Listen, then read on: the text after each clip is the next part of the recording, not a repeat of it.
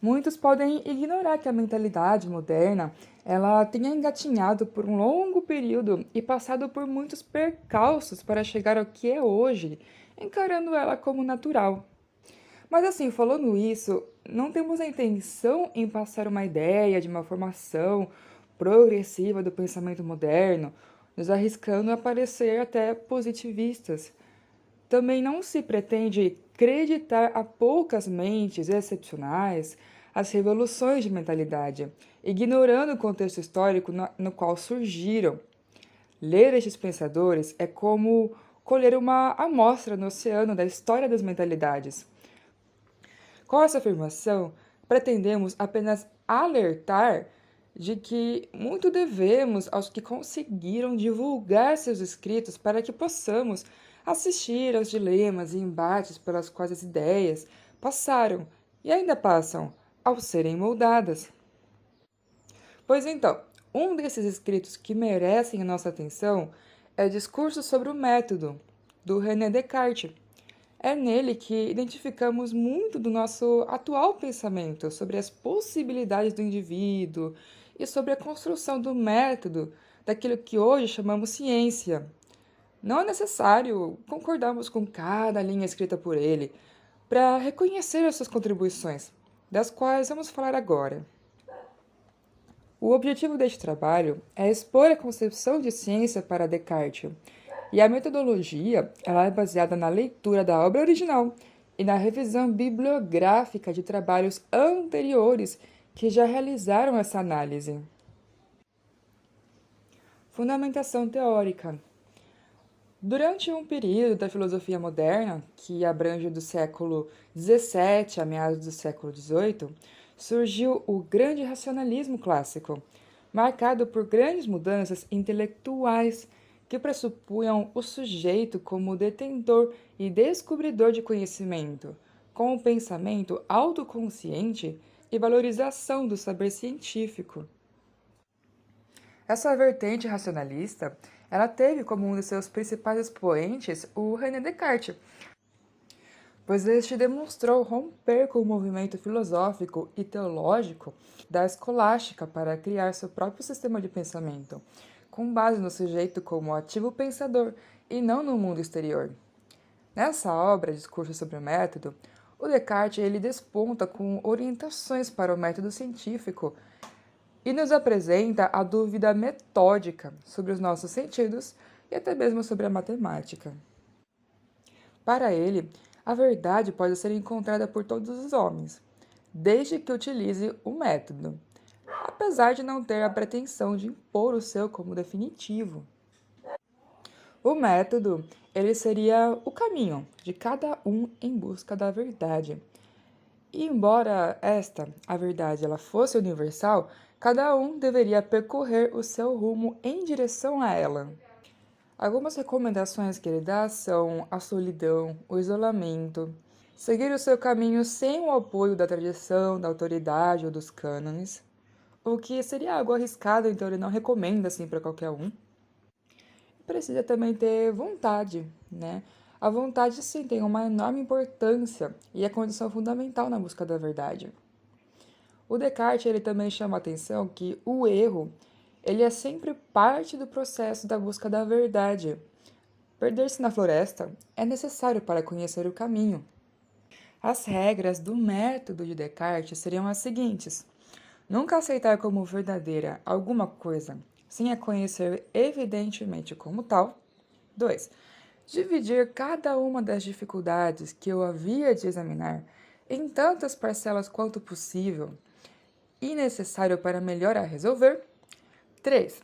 Conduzir por ordem os meus pensamentos, começando pelos objetos mais simples e mais fáceis de conhecer, para subir pouco a pouco, gradualmente, até o conhecimento dos mais compostos, supondo mesmo certa ordem entre os que não se precedem naturalmente uns aos outros. E 4. Fazer sempre enumerações tão íntegras e revisões tão gerais que tivesse a certeza de nada omitir. Para definir este método, o Descartes ele utilizou o que chamou de três artes ou ciências, que são a filosofia, a lógica e entre as divisões da matemática, a análise dos geômetras e a álgebra. Considerando que o filósofo explicitamente tenta romper com qualquer conhecimento prévio, nos chama a atenção que este tenha usado uma tradição metodológica, sendo um praticante da análise geométrica. Não é simples determinar o alcance dessa filiação. Mas assim, para Descartes, o método da análise não é um método de natureza matemática, embora possa ser dito geométrico porque emergiu do interior da ciência geométrica, ou de origem matemática. A matemática ela ilustraria o método, mas não determinaria a sua natureza. Por esse motivo, este método poderia ser universalizado, considerado inédito, demonstrando ser independente do contexto geométrico. A matemática aqui seria uma forma onde a nossa razão ela é levada a aplicar o método de forma mais evidente. A primeira é uma expressão do segundo.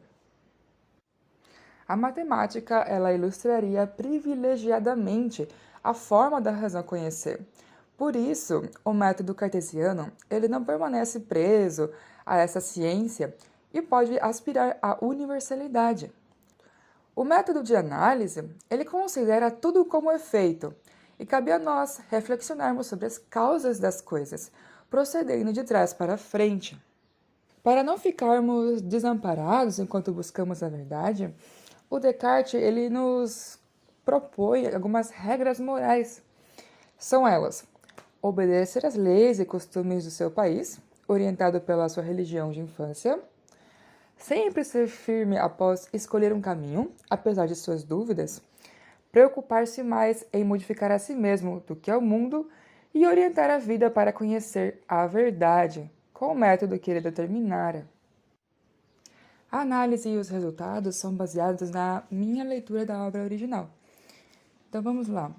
Logo na primeira parte da obra, nós detectamos um rompimento com as instituições tradicionais detentoras da chamada verdade, pois Descartes ele declara que todos têm a sua própria versão do que é a verdade, e essa multiplicidade de versões se deve ao fato de encaminharmos nossos pensamentos por diversos caminhos, e não por uns serem mais razoáveis do que outros.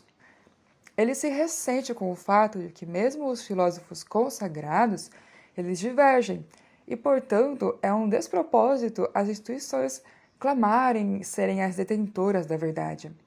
Vemos aqui uma tentativa de rompimento com dogmas, algo perseguido pela ciência contemporânea. Ele também critica o conhecimento apenas especulativo e sem aplicações no mundo prático. Ele afirma que, ao conhecermos as leis da natureza, poderíamos ser senhores e possuidores dela.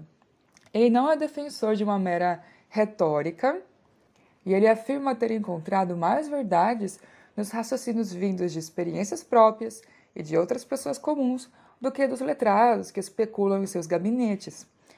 Ele era um defensor da realização da experimentação, com estas indo além daquelas que apenas se apresentam por si mesmas aos nossos sentidos. Também podemos observar a tese da transparência dos objetos de conhecimento, onde a razão ela pode lidar apenas com o que se manifesta e com nada que escape a isso. Depois de viajar muito, ao perceber que homens igualmente racionais podem chegar a diferentes conclusões, ele manifestou já não acreditar com muita firmeza em nada do que fora inculcado por influência da exemplificação ou do costume. Desta forma, conclui que deveria elaborar o meio próprio para atingir o conhecimento, que foi explanado aqui na nossa fundamentação teórica. Este passo ele é decisivo na construção da autonomia da ciência e na elaboração de etapas objetivas para se atingir a verdade, considerando que o indivíduo que ele existe e as coisas percebidas por ele são reais e, portanto, passíveis de análise racional. Um ponto onde o Descartes ele poderia destoar da nossa concepção atual de ciências é a sua crença de que a mente solitária ela terá mais sucesso na construção do conhecimento do que várias. Apesar disso, ele reconhece que o uso permanente, com o tempo, consegue minimizar as imperfeições é uma obra melhor do que se essa tivesse sido demolida e modificada. E que, se demolirmos uma obra, podemos reaproveitar o seu material para erguer outra nova. Até certo ponto, ele admite a codependência e colaboração entre as diferentes produções científicas. Mas, devido ao receio de represálias, pois ele conhecia o caso da perseguição a Galileu, ele acabou decidindo-se pelo contrário. Naquela sua segunda orientação, quando fala em regras morais para não ficarmos desamparados enquanto buscamos a verdade, podemos perceber a importância dos modelos na ausência de algo mais substancial, quando fala em ir reto na floresta, em ser tão firme e resoluto quanto fosse possível nos atos e em seguir as opiniões mais duvidosas, desde que me tivesse decidido por elas com constância não menor do que se elas fossem exatíssimas, não existindo possibilidade de diferenciar as opiniões mais verdadeiras, devemos seguir as mais prováveis. O Descartes também ele não defendia o puro ceticismo em relação a tudo, como muitos podem fazê-lo hoje ao atacar a ciência. Em Descartes também podemos ver de forma bastante clara a sua noção da existência de leis universais na natureza. Segundo ele, ainda que Deus criasse diversos mundos e de início instaurasse neles o caos, estes iriam agir segundo as leis que ele, Deus, estabeleceu, arrumando-se de tal forma a ficarem semelhantes com o mundo que se observava desde a terra. Ele diz que ainda que Deus tivesse criado diversos mundos, nenhum poderia existir sem que elas, essas leis, deixassem de ser observadas. Conclusão. Ao lermos as análises de outros autores, juntamente com a obra original, Discurso sobre o Método, ao mesmo tempo em que consideramos a atual discussão sobre o que é ciência, podemos notar que a obra era um registro de pensamentos que repercutem até hoje. Talvez o momento de apoteose do autor foi romper com dogmas e partir da convicção de que o sujeito existe, certo? Penso, logo existo, separando ele de todo o resto. Assim, podendo inferir verdades objetivas com a racionalidade dada por Deus. E para inferir essas verdades, os indivíduos devem elaborar seus próprios métodos.